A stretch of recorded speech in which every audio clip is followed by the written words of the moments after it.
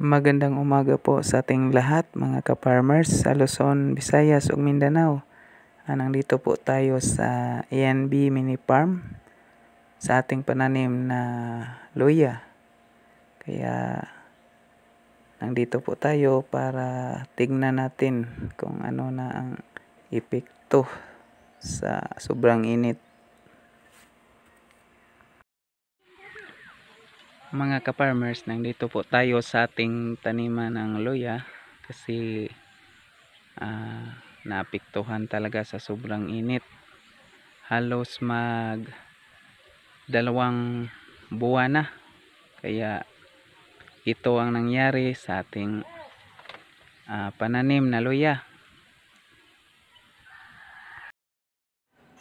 So ito ang resulta sa ating luya na naapektuhan talaga sa sobrang init. Kaya yung mga dahon talagang namamatay na, at ang iba so hindi naka-recover na namamatay din. So kung tignan natin sa buong area, talagang halos namamatay ang mga punong luya natin. Kaya sayang talagang pinaghirapan natin mga ka-farmers kasi matagal tayong pursige sa simula ng pagtatanim, pagpatubo, at ganito lang ang nangyari. Kaya sa lahat nating mga ka-farmers, hindi talaga lahat atin. Kaya may pagkakataon na ma-failure ang ating mga pananim. Tulad nito, sayang talaga kung na timing po sa mga almost 2,500 na puno, pero ito na lang ang natira sa ating luya.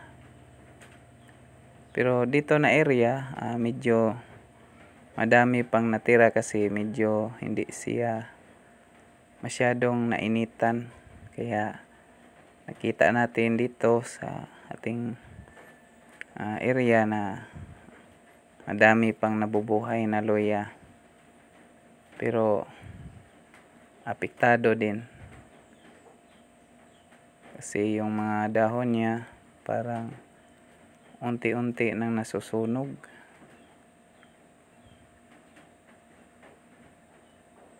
Di katulad ng pag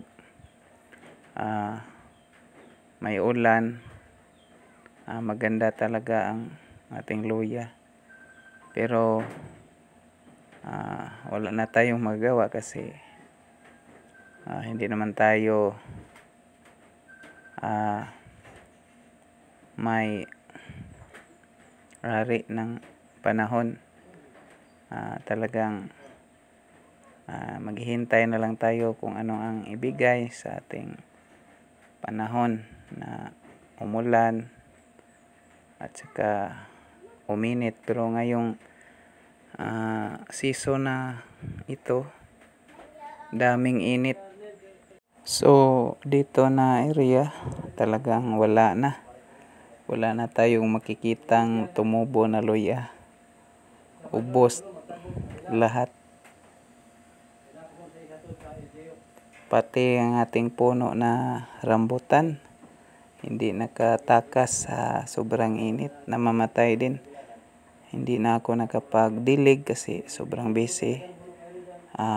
Sayang na naman yung mga prutas po natin, kasali din sa namamatay. So may kaunti naman, pero pag patuloy po ang init, mamatay din po tong ibang luya na nandito. Kaya sayang talaga mga ka-farmers. kaunti na lang ang natira sa ating itinanim na loya.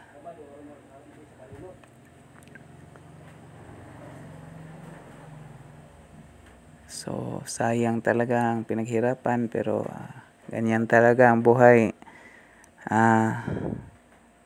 Magsasaka, may pagsubok sa pagtatanim, pagsubok sa buhay, kung gaano ka katibay. Hindi tayo mawala ng pag-asa, mga ka-farmers, kasi hindi naman lahat na panahon ganito ang sitwasyon. Mayroon namang panahon na umulan, uminit, pero sa ngayon lang talagang timing sa ating pananim na loya na walang ulan. Init ang masyadong ating panahon ngayon. Kaya ganito ang nangyari sa ating pananim na loya. Pero okay lang yan kasi hindi naman lahat atin. May pagkakataon din na marami tayong i-harvest sa ating mga pananim, at saka mas marami din panahon na nakapag-harvest po tayo. Kaya wala tayong masisisi kung sa panahon na mayroon po tayong failure sa ating minsan na pagtanim ng loya.